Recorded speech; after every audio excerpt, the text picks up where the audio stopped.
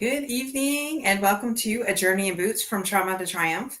Normally I have the amazing co-host, Dr. Jay Royster on with me, but unfortunately she is not well tonight. So send prayers and well wishes to her if you could please.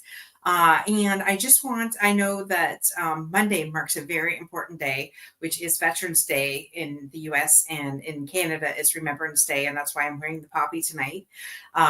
If you don't know the significance of the poppy, you Google that.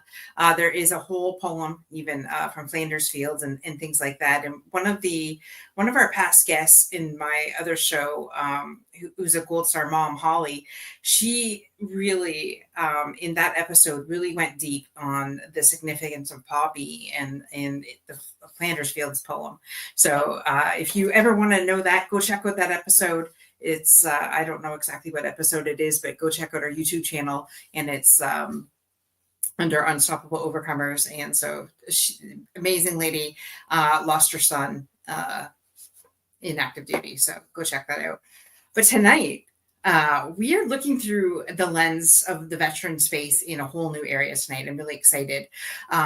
We have Tracy Smith Mathis on tonight's show. So welcome, Tracy. Tracy has had a career in commercial real estate development. She completed broadcasting school, won the Telly Award with Naka Productions for associate producing, moving America's Lighthouse with Walter Cronkite.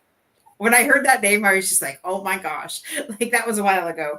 I remember my grandmother talking about him, and become a freelance columnist, author, and public speaker. Once she discovered her brother's 99 letters from his army days, she went on a mission to find his friends and discover his truth and trauma in the process. She uncovered and survived her own traumatic experience. Living in Concord, North Carolina, she continues to share her family stories and personal engagements with trauma and PTSD to promote healthy discussions. In her spare time, you will find her playing some oldies or country music behind a DJ mic or on the pickleball court, learning to dink. Yeah. I love that. I thought at first that said drink, and then I'm like, no, that's a dink. Sometimes we do that right after, but dinking is one of those, long terms. So yeah, nice to be here. Thank you so much for having me. Absolutely. And I've got to give a shout out to Bonnie Erb. Bonnie connected us. Bonnie has been a friend of mine for a couple of years, and what an amazing lady. So hi, Bonnie, if you're listening. And so, yes, this is actually the first time meeting Tracy. So I'm excited. So share a little bit about yourself and, why you decided to dig into these letters from your brother. Yeah. So when my brother went off to war, to the Vietnam War, I was about 4 years old, and he was very naive and very young. He was only 17, and he promised to send me pennies. And so I waited for those pennies, and for years, about 2 years, he wrote us letters. About a year and a half, he wrote us letters, and inside some of those letters were pennies. But he was very naive to think once he got to Vietnam, those pennies were going to be available. They were here in boot camp and basic training. But, even then he spent some on cigarettes and strip shows. And he apologized for that in the letters and explained it to me. I love it. Kind of sounds like my uncle that was in the Canadian Armed Forces. He is a little character. But he promised to replace them, and then some got stolen, and then they just kind of took on their own little life for a 4 or 5 year old. Right. And then fast forward, he goes to Vietnam, and I find out 40 years later that he scoured the ground for them everywhere he went. He was looking down for pennies. He was in the Southeast Asian jungle, so I don't know that he found a one American penny. But he did send us coins a couple of times, Vietnamese coins. So the book that I wrote is called Pennies from Vietnam. And it's really it's a dual memoir. So I really just started with his letters.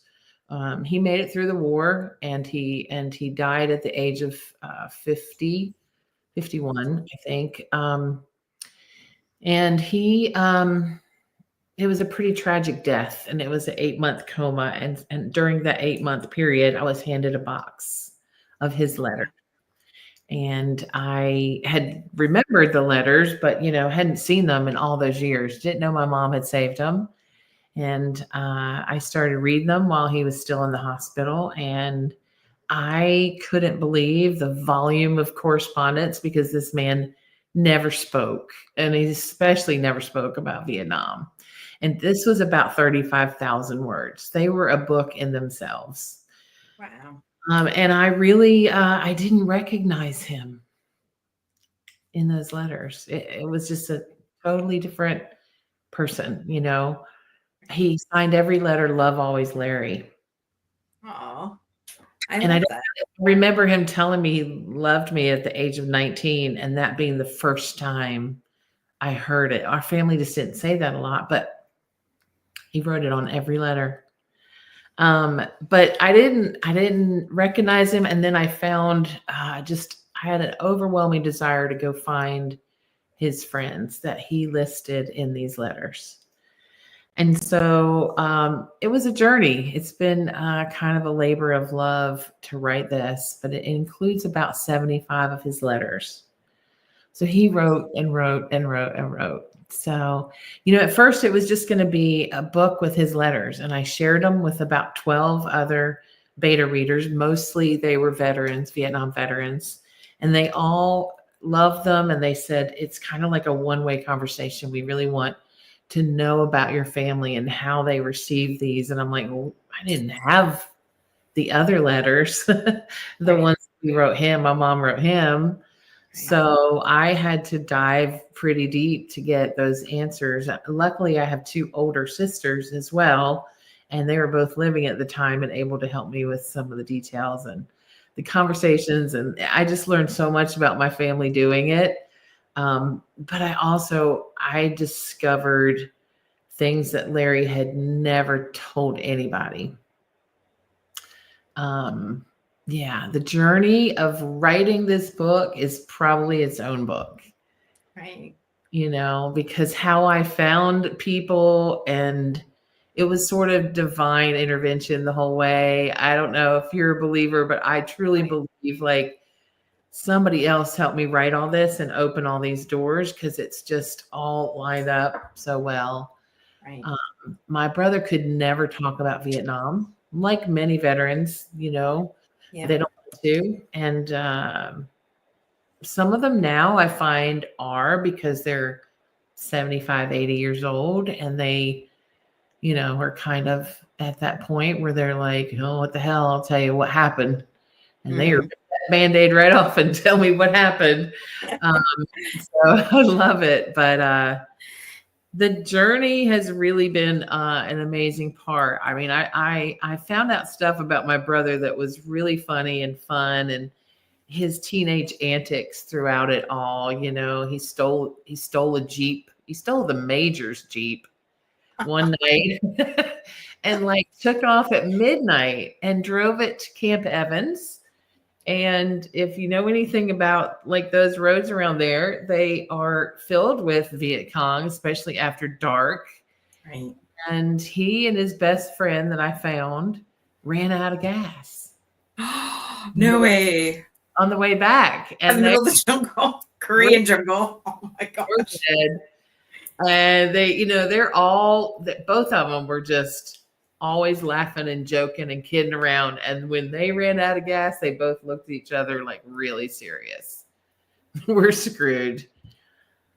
And then Larry went to the back and pulled up, I don't know, a tarp or something in the back, and there was a gas can. God was on his side, man. By the grace of God, that wasn't one of many times. Right. But he was just a teenage boy, and he wrote about they had a mongoose in their crew chief tent named Marvin the mongoose. Now Larry was my brother. He just told us a little bit about the mongoose. But then when I started finding his buddies, I was like, hey, do you remember Marvin? And they all remembered him. And they all had a little story to tell about it. And And so that story's in there. It's a little richer than what he told my mom, and Right. it's really fun to have discovered these things. Right. So, yeah. What Go ahead. Yeah, I was just gonna say, yeah, what was it like though, being you said you were 4 years old, your brother went off to war.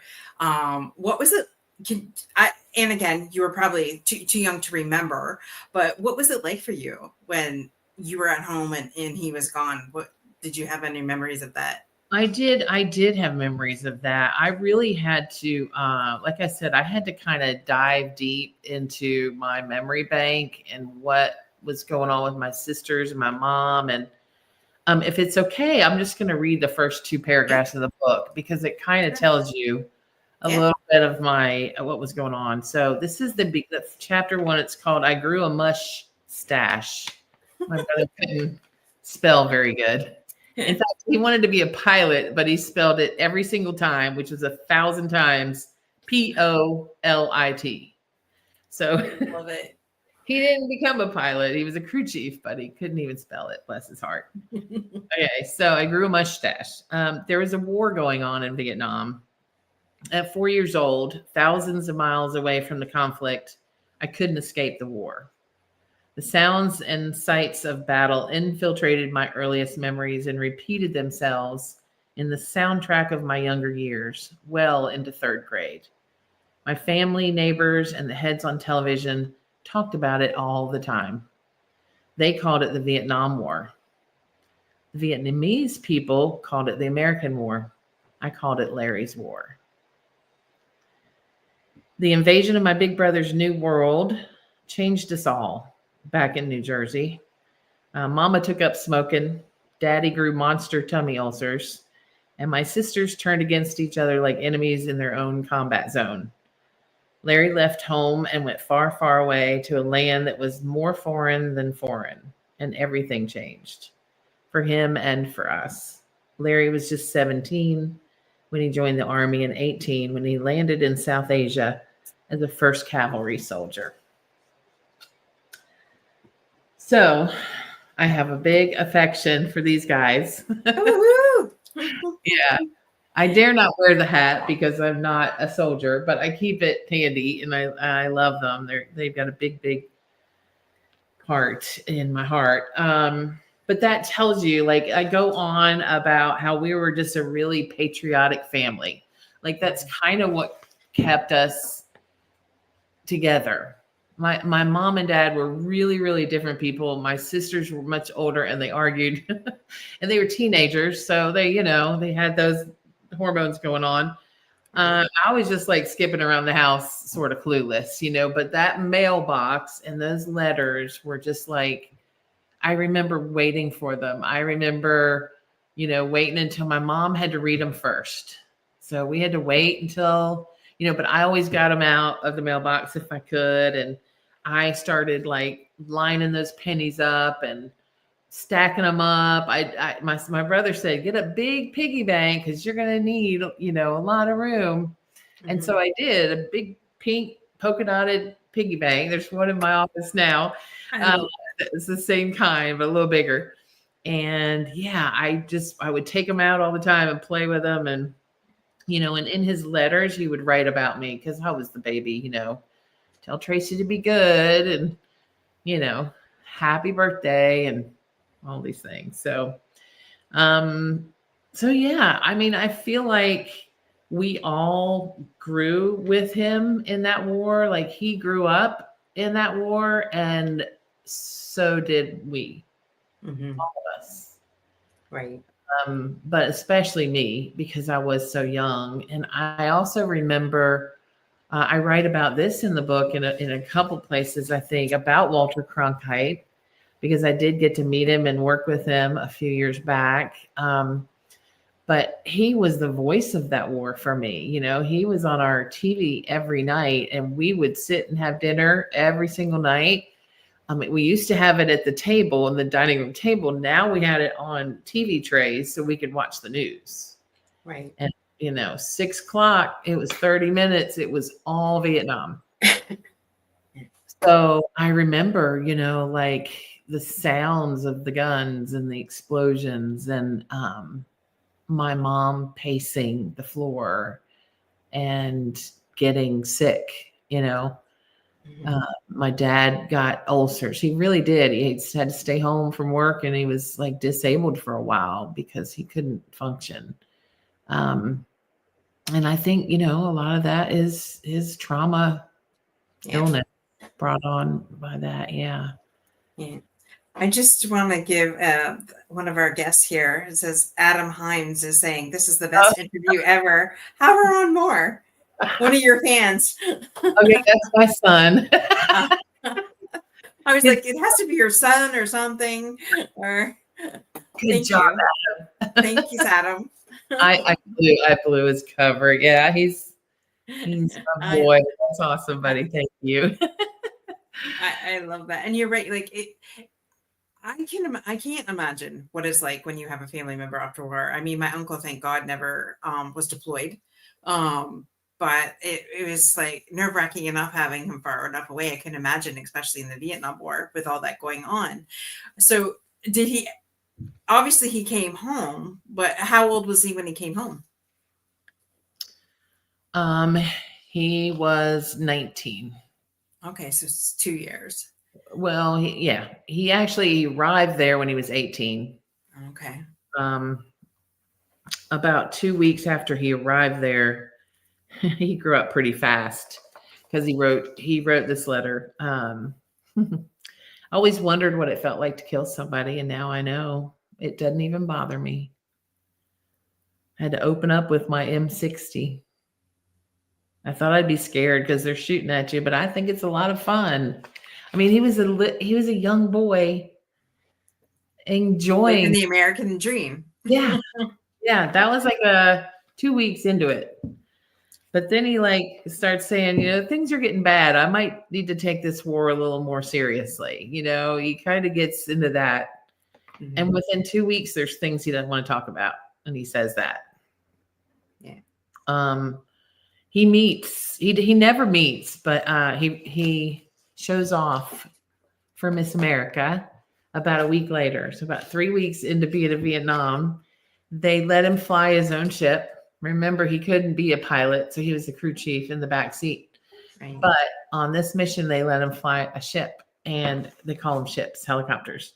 And he got to push the buttons to shoot the 48 rockets into the side of the mountain. There's a pod of 48, 24, and 24 rockets. And he shot them all into the side of a mountain just to show off for Miss America, just to show her that they were all safe, that she was safe, and that the cavalry had this powerful gunship, ability. And Right. he wrote about that on this date.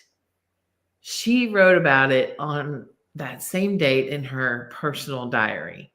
Oh my gosh. Found her, and she remembers it. Like, so her words are in here, and his words are in here. I'm getting like glory bumps the entire time you're talking because it's like I have no idea what your brother looks like, but I'm just visualizing everything that you're telling me.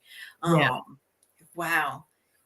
You have Well, another fan here. It's Emma Watt says this book is great. Tracy is my favorite author of all times. oh, look at that. I have no idea who she is. Oh, well, No. there we go.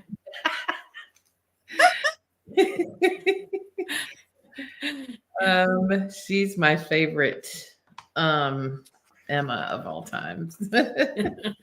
You said you didn't know what Larry looked like. I wanted to show you a picture, but I don't know if it's too dark to see.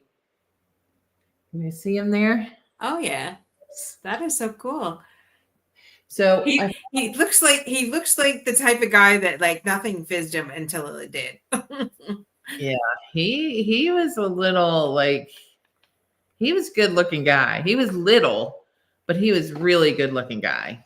Here he is again with his four buddies. I'll see if you can see this. He is on this side. Right. Like, Okay. so Oh he's wow. James Deanish, like Yeah, I was gonna say that. Yeah. a little guy. Yeah. Yeah. But yeah. So did he talk about the women that he met at the bars? A little bit. A little bit. Listen, out of those 75 letters, I didn't change anything except I did take a story out or two that he wrote in letters to my dad about that.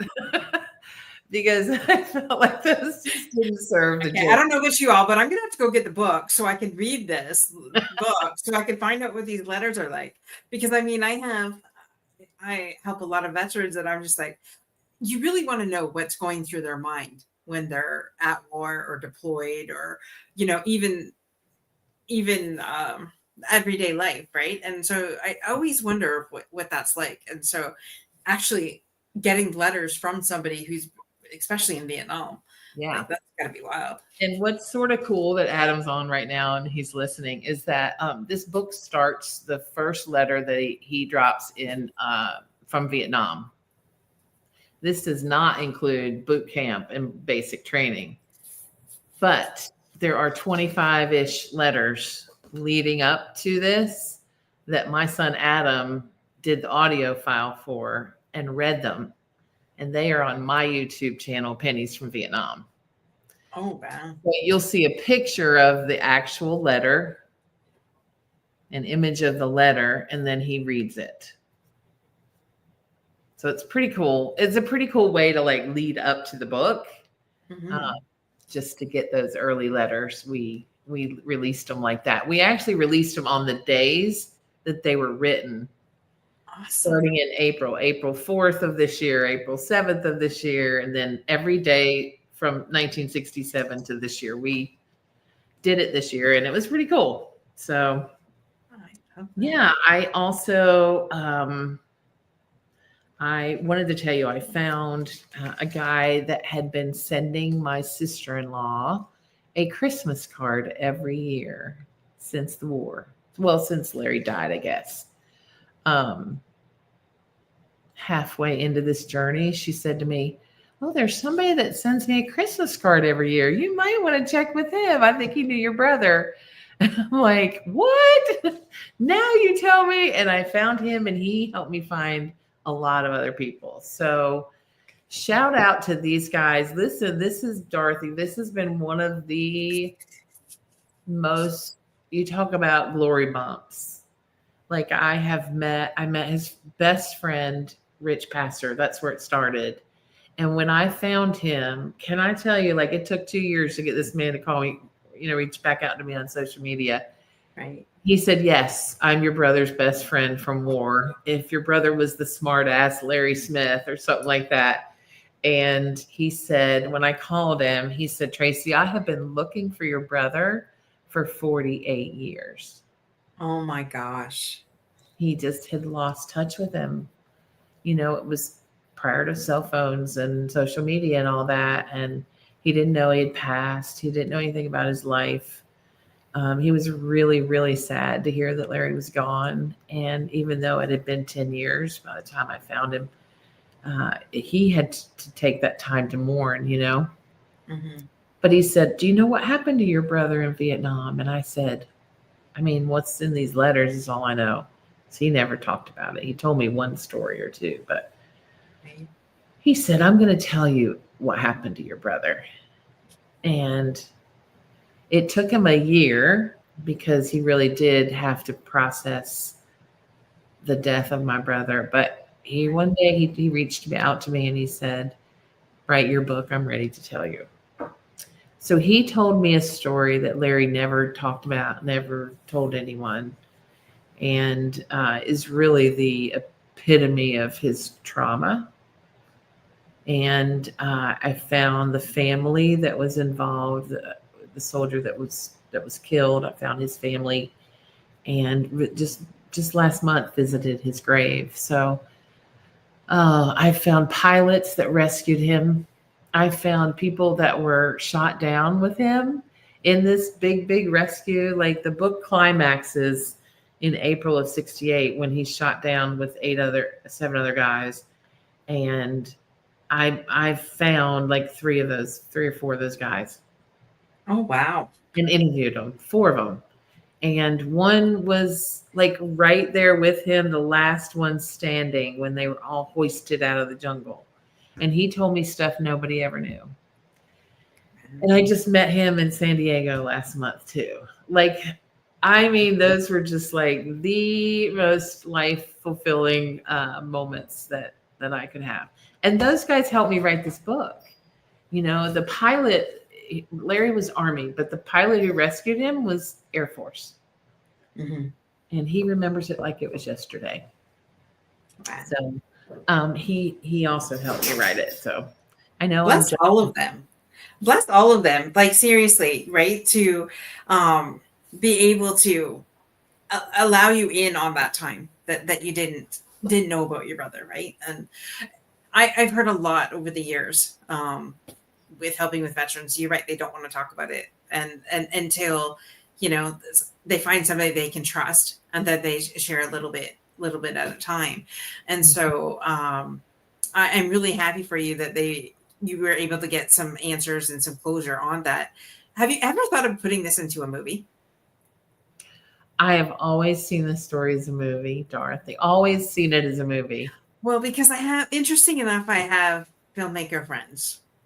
Really? Well, interesting enough, that was the only thing I negotiated effectively in my publishing contract. I have film rights.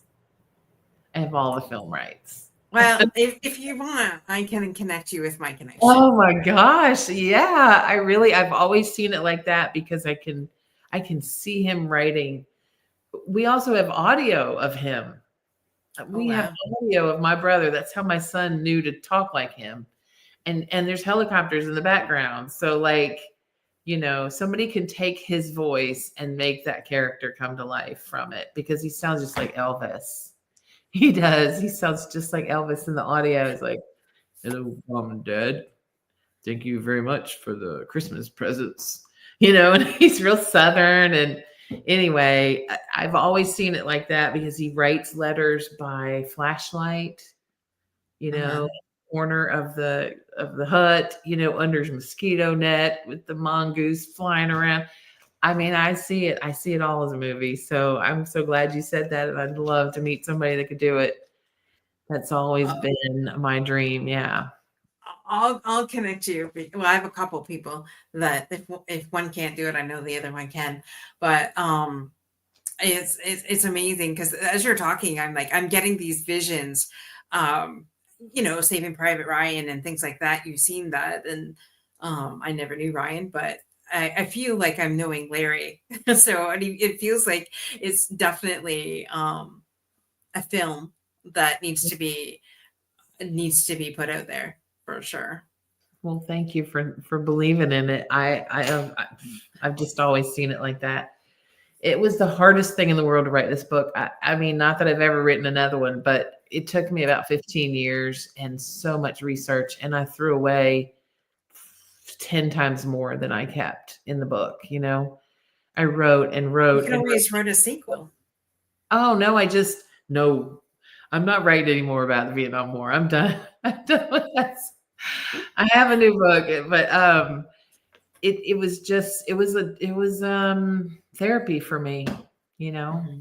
I mean, I had it ready to go with a whole different name to self-publish it in 2019. That's when Rich said, write your book. And all 2019 was the most traumatic year of my life. And I won't go into why, because it's pretty traumatic, but during all that drama, I wrote this book and I was ready to publish it in March of 2020 when COVID hit. I was literally going to be on a pretty big stage that month. And it was a good thing because the book wasn't really polished at all.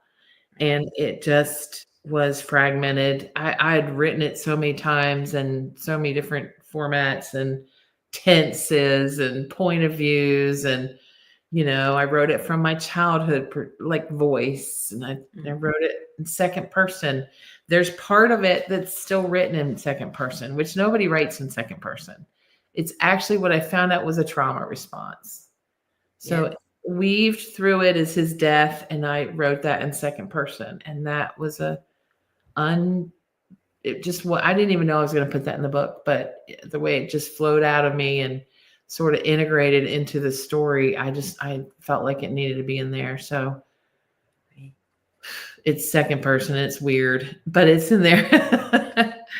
So Larry came home from Vietnam.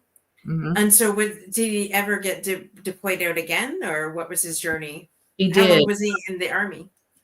So he was only there as long as he could until he got out. He couldn't get out fast enough. But one of the things he said in that audio was, "Sorry, Mom, I re-enlisted. I re-upped. All of us crew chief did."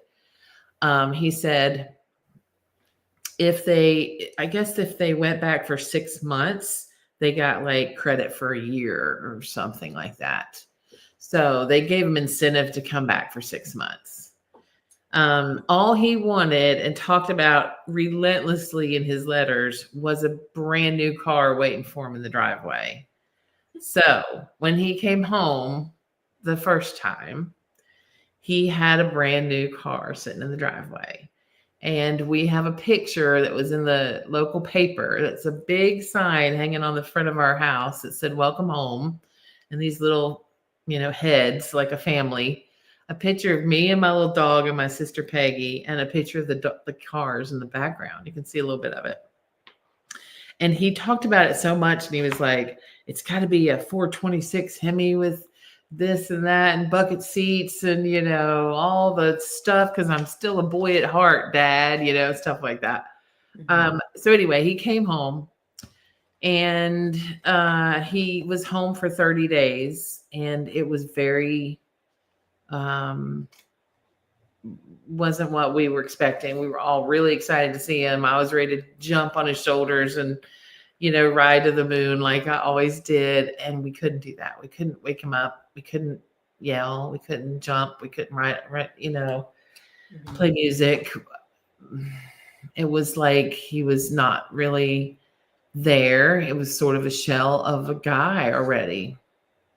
And I didn't understand it. I'm sure my sisters might have a little more because they were older, but I just thought, I just didn't understand it.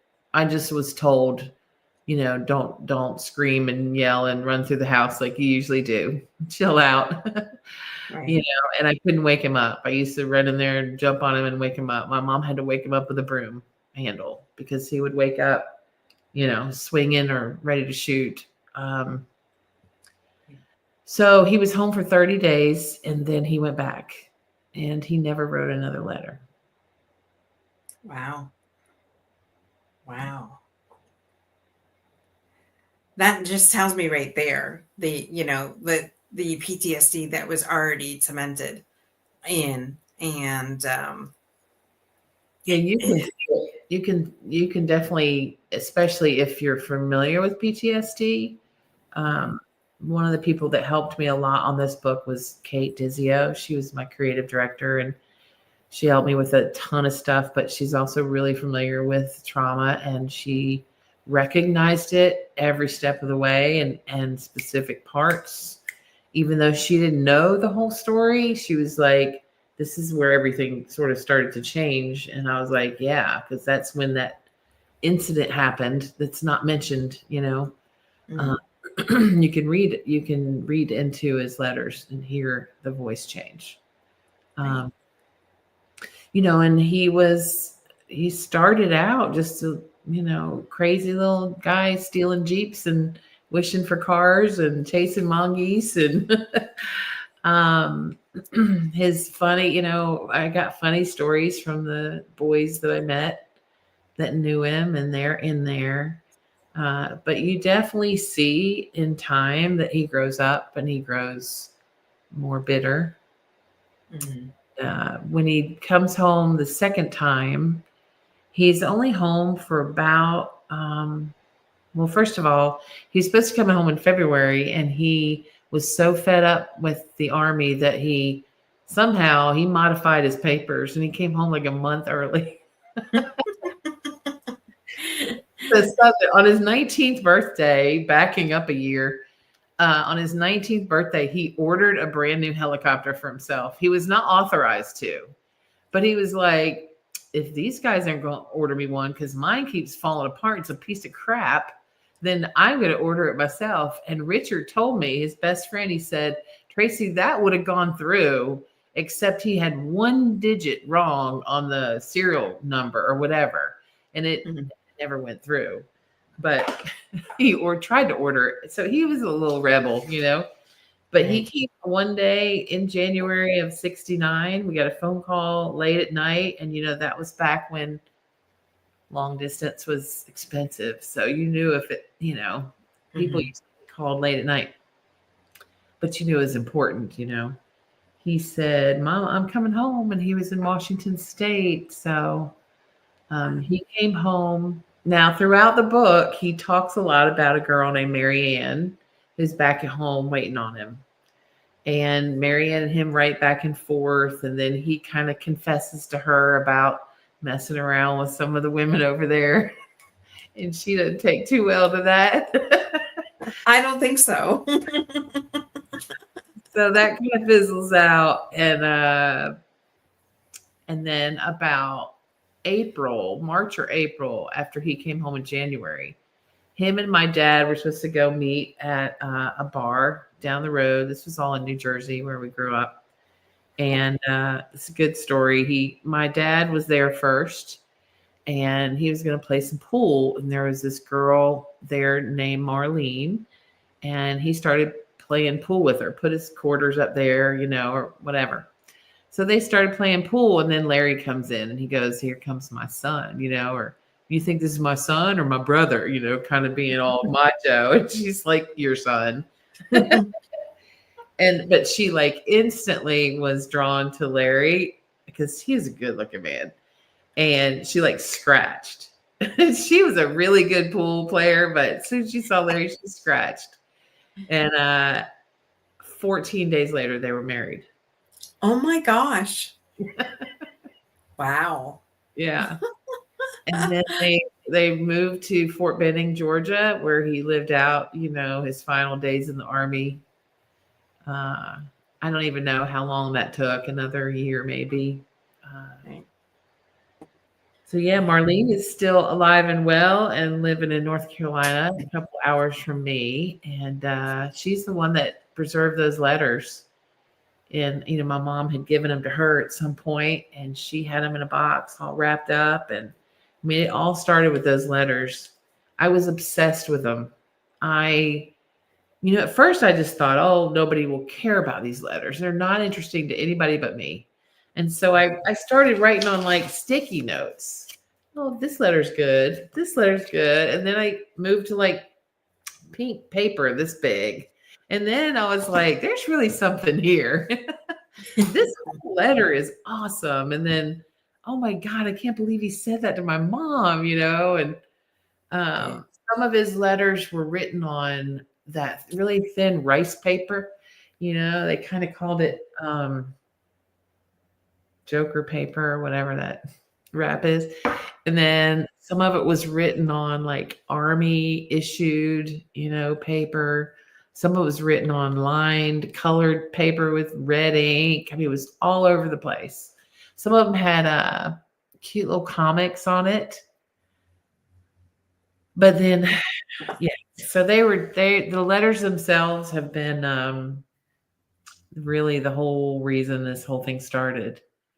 Now, when you were talking about other veterans that don't, you know, give their stories, I joined the Military Writers Society Association. And I have become an ambassador for them, which means that I can teach veterans and their families and whoever. We teach a free class about just encouraging them to write their own stories. And that's one of the things that was kind of on my mission to begin with, because the very first time I ever spoke to a group, it was about 15, 20 veterans in the room. They just encouraged me so much that I was like, I guess I need to finish this book. But they said, you know, we all had our first time shooting a gun, and we all felt a certain way. And the guy that stood up after me was a preacher. And he said, you know, I hate to admit this now because I'm a follower of Jesus, but I'm telling you, I loved killing people in the beginning. And I felt that adrenaline and I was proud of it because I was serving my country. And then I felt guilty when I came home and got the reaction from America. And I've never talked about it. And he said, Tracy, he looked right at me, he goes, you need to write this book because we need to talk about that. And he pointed to everybody in that room and he said, you all need to talk about that. Yeah. And that's what Larry gave us with those letters was like the conversations that some people never got, you know. Some people never got letters and never got explanations. Larry pretty much put it all out there. Probably didn't know his mama kept them all either. I love that though. That's definitely a keepsake for you and your family. And like you said, now it gives the other veterans the opportunity to start speaking, their truths and their things. And I have a deep respect for the military and first responders, and obviously having family members that have served and are currently serving. And when I found out from some of my veterans that they said, oh yeah, they were not well received when they come home, I was just like, what are you talking about? Like, some people were spit on, some people were like hated. And I'm like, are you kidding me? Like, you fought for your country, you defended your country, and this is the response that you get. And so that really set my butt on fire to say, wait a minute, not on my watch will this happen. And giving a platform for veterans and first responders to say, hey, wait a minute, this is what I've experienced to save your butt. And I always say, if you can't stand behind a veteran, stand in front of them on the line. Like, you be shot at, if you can't stand behind them and what they've done for you. So it's amazing how people, they like their freedom, but yet when they're talking to somebody that defended their country for their freedom, they have a different opinion on that. I just hope that it's different. I think that it's different now. I think that was a different time and people were given misinformation during that war. That's really when the media kind of started messing stuff up for the Americans and showing a war that wasn't the whole story. Right. And then the politicians got it wrong and it was all for money. And, there's a lot of things that I could say about that war. I try to stay away from that in the book because it's not the reason I'm doing the book, but there's definitely so many parallels to, today's world and some of the fears that we all have about being at war again and being, not appreciated. Our veterans. I have a big heart for them. The cavalry actually invited me to their annual veterans dinner in 2019, that same year, Dorothy. And when I spoke on their stage, I think I was the first civilian they've ever had in I don't know how many years they've been meeting. And somebody approached me afterwards and said, good job, but you have your own PTSD. And they didn't know that I had just been through this year of loss and I was in the middle of some pretty deep grief, but they felt it. And what I'm finding in speaking to some of these veterans, you can feel how heavy they are. And sometimes they'll talk amongst themselves and each other, but they won't talk to us about it. Yeah. But the American people did do something 13 years ago. One of the presidents started it and they all kind of agreed. And then they did this 50th year Vietnam veteran 50-year commemoration or commemorative program. And it's a 13-year program that ends next year. So it's been going on for 12 years. of course, during COVID and all that, it got messed up. But basically, throughout that time, they've been having small events all around America to say, thank you for your service. Welcome home. Mhm. And that's where I found a lot of my speaking engagements when I first started talking about it. So I'm really glad that they've been doing that. It's a little bit too little, a little bit too late, but at least it's something, you know. Right. It's funny because didn't think of this till now, but I did have another uncle that was in Vietnam as well. And that's one thing he's never talked about. As a matter of fact, when my aunt would bring out his pictures of him in uniform, he would freak out. He wanted nothing to do with it. Um, However, he when he passed away, he did get a service. Um, what do you call that? Like A military service. There we go. yeah. With the flag and everything like that. So you're right. Vietnam is one of the ones that people really don't want to talk about it. You know, I just learned so much in researching this book, and I still only know this much about it. And it's just horrendous how bad it was over there. It was just so mismanaged, you know.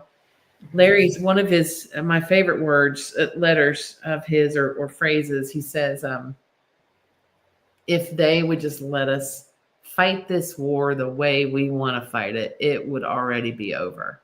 And when I say that in a room of veterans and I say, can I get an amen? Everybody amens me. Like they all know that to be true. It was stupid how they fought that war. Stupid. And we just lost too many. And the Vietnamese lost like 3 million soldiers. And some of them were civilians and children and teenagers and, 3 million. I mean, we're happy about 67,000 or whatever the number is, but they lost millions. And, that's humanity, right? Now we're at peace with that country, and it's like, what was the purpose? There's no purpose of all that. People just died for nothing. There's still no democracy there. That's what we were fighting for. But anyway, Larry did go on to burn all his medals. Wow.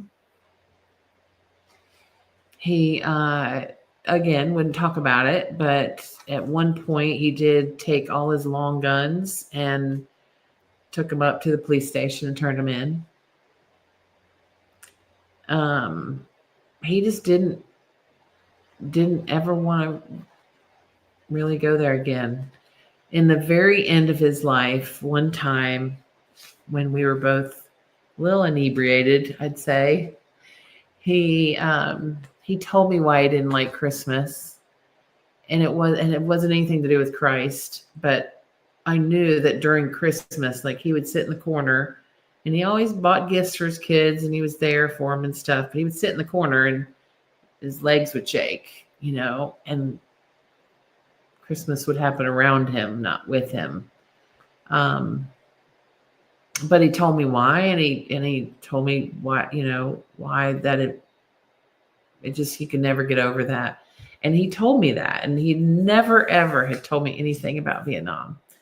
And it's throughout the book. You can see many times he just, his words they're hard to read, Yeah. It's a heavy book, and it gets heavier as you get into it. And, you can see him changing. He sacrificed his whole life because of that war. And I feel like every veteran of that war did. I think they have a new memorial in Washington, D.C.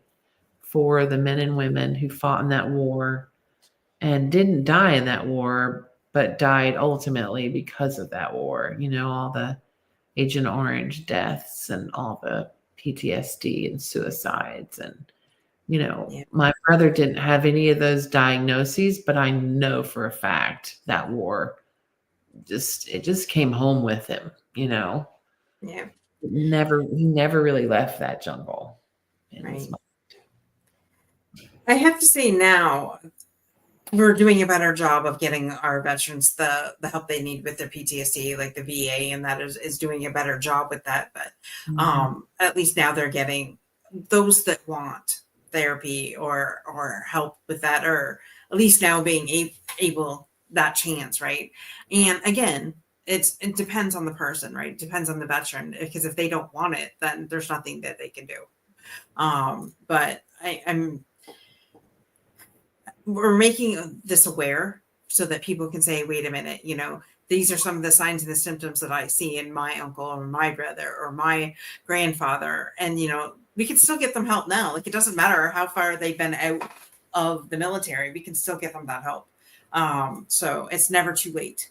So if anybody's watching this now or on the replay or in the future and they see this, definitely reach back out to the show, because I know several trauma therapists.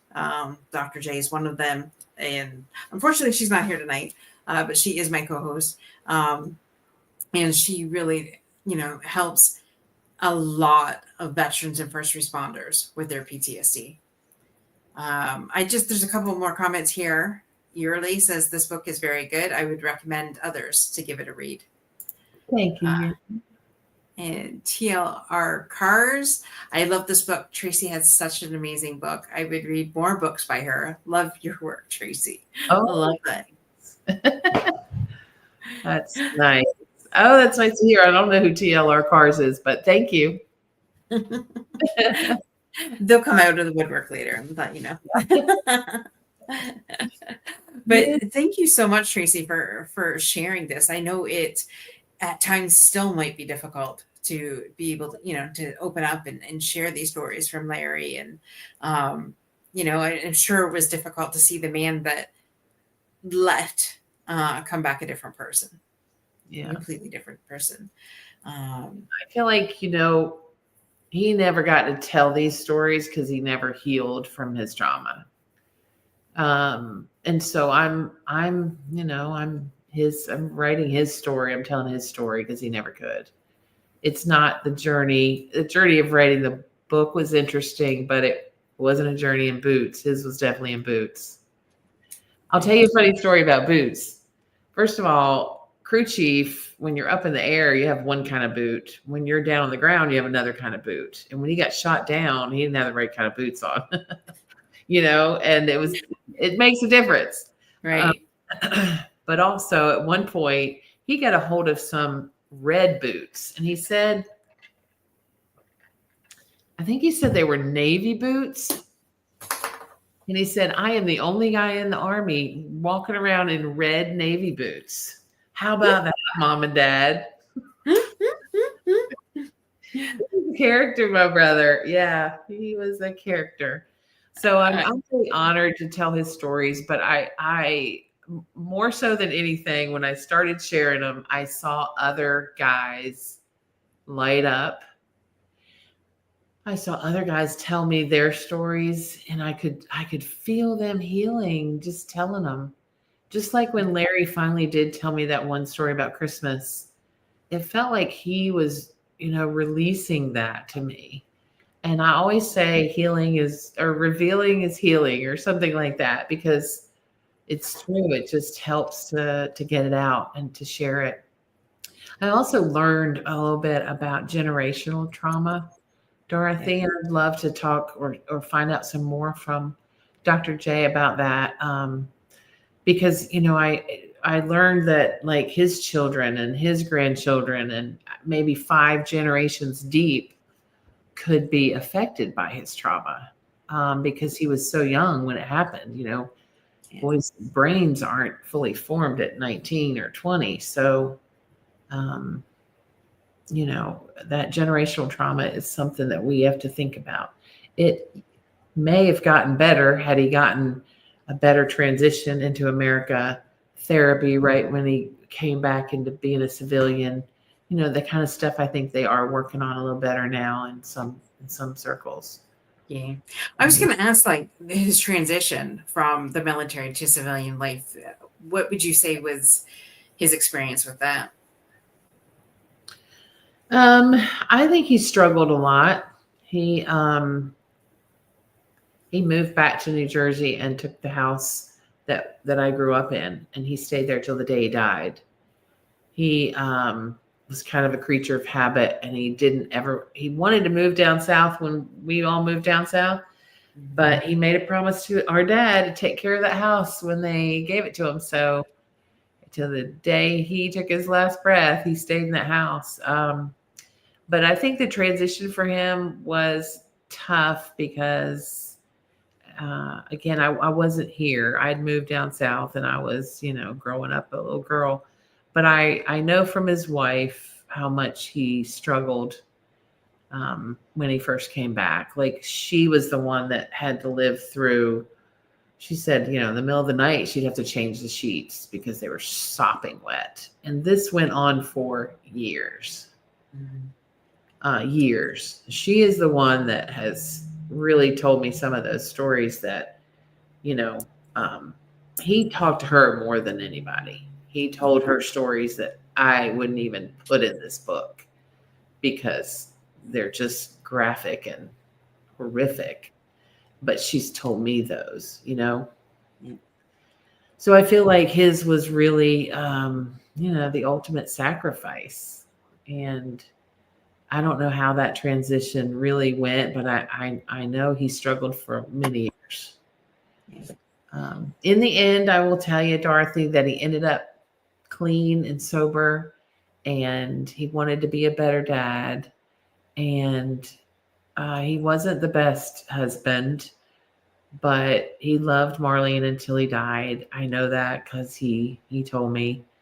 And he's just kind of was misunderstood. He became a Boy Scout troop leader or an assistant troop leader.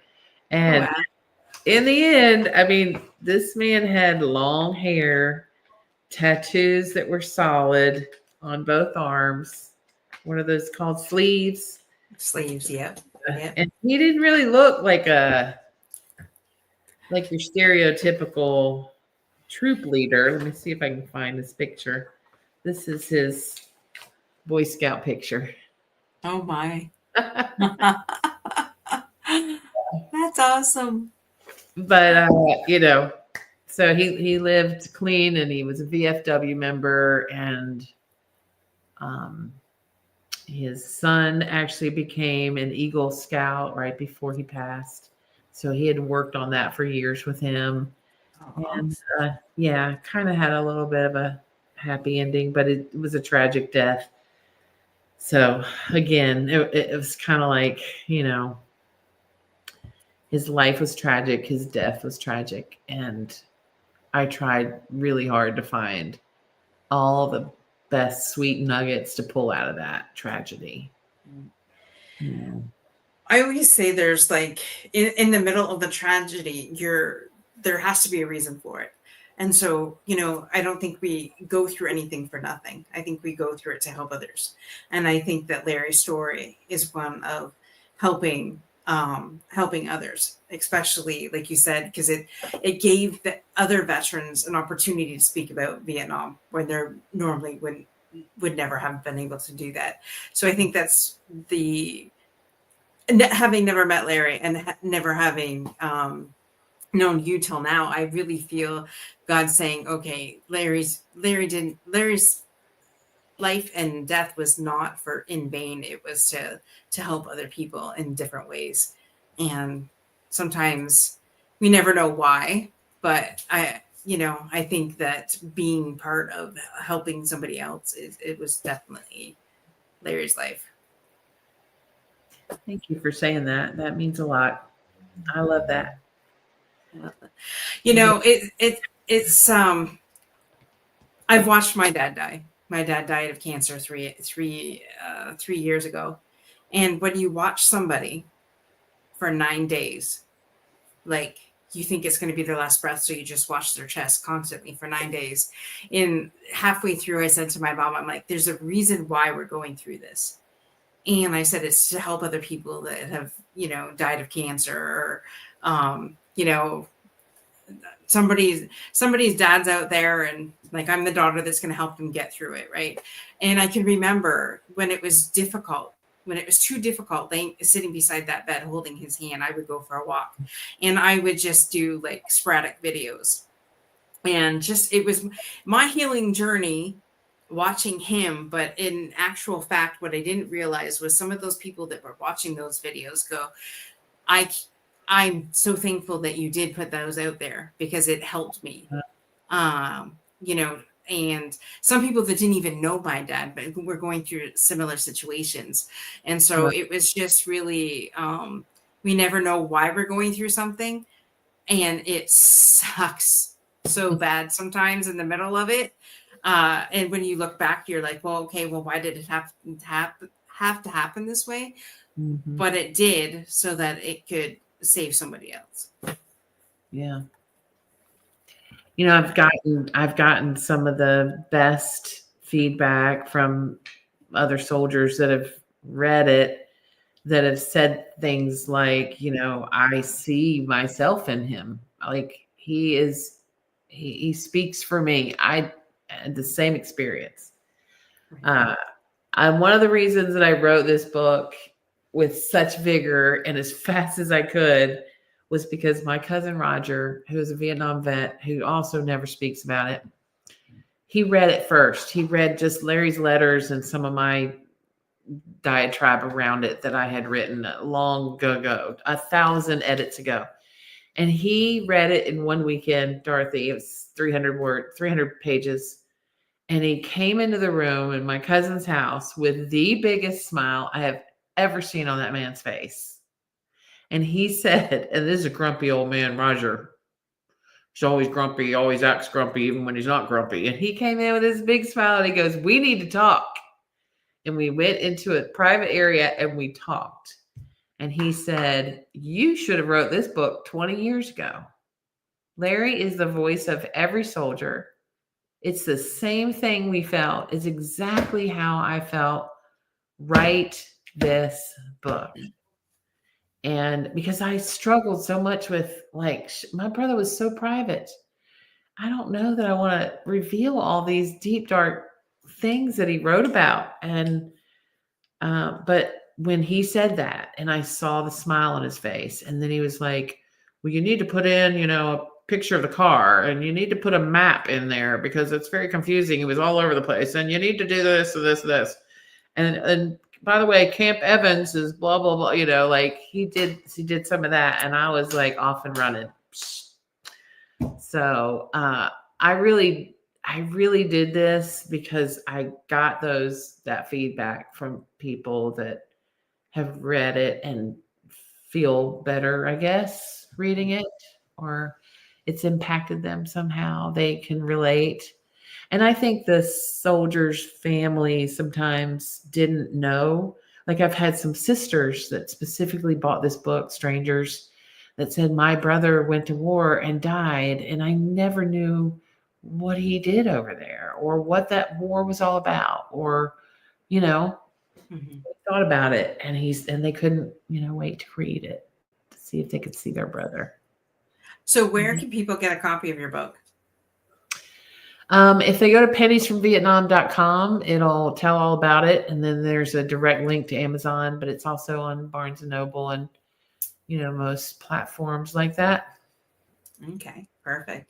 So anybody that's watching this now or on the replay or wherever you're listening to this, definitely go to Pennies from Vietnam. Go check that out. I'm going to actually tomorrow, it's funny because Fridays are usually my Veterans Day. I go to my Veterans Angels 14 call at noon generally. And so I will be speaking to them about this. And just, it's absolutely incredible what you've done, Tracy. You've definitely given these Vietnam soldiers something to talk about and to really be able to open up with that. And so thank you for being willing to write your brother's story. Thank you for helping me and talk. I could talk about Larry's war all night long. Absolutely. And yeah, I feel like I've lived it for the last 15 years, and the war just ended. So I'm really happy to have it out. So it's like a birthday baby, but I could talk about this baby all along. It's so cute, you know. Love it. Love it. Just stay on here when we wrap up. Just stay on. I just want to again thank our guests for joining us tonight, and thank you, Tracy, for coming on. And like I said, go to Pennies from Vietnam. Go check out Tracy's website. Go order the book, read it, share it with your Vietnam buddies, and thank you Put a so review much. on Amazon. Yes, put a review. For those of you, Adam, Emma, Yuri, and TLR Cars, go put your review on Amazon for Tracy, please. And yeah, and Monday, we have a special episode on our Unstoppable Overcomer show. We are having oh, this guy is so amazing. We're having Paul Curtis. Paul Curtis is one of the oldest. I don't know where he served. This is like crazy. I don't know where the man served, but I know that he is one of the oldest vets that I know, veterans that I know, and I'm super excited to have him on our Monday show. In honor of Veterans Day and Remembrance Day, I thought, what better way than to get Paul on here? So I'm super excited for that. So wherever you're watching this now, whether it be on Facebook, YouTube, or LinkedIn, we'll be going live again Monday at 7. And shout out and thank you to every single veteran out there that has, signed up on that dotted line to defend their country, whether you were deployed or not, it doesn't matter. But your willingness to give back to your country and to serve and protect. We just want to say thank you from the bottom of our hearts here. And you have definitely made us free. As there's the Lee Greenwood song, I knew it before I was going to go say it. And I have it as the background playing in my Veterans Day thing from last year. But God bless America. No, not God bless America. God bless the USA. There we go. God bless the USA. So go play that and get inspired, and then come join us Monday night at 7. Great. Yes. Happy Veterans Day to all of you. And thank you again for having me. I really appreciate it. Absolutely. All right, guys. Same time, same channel next week. Bye for now.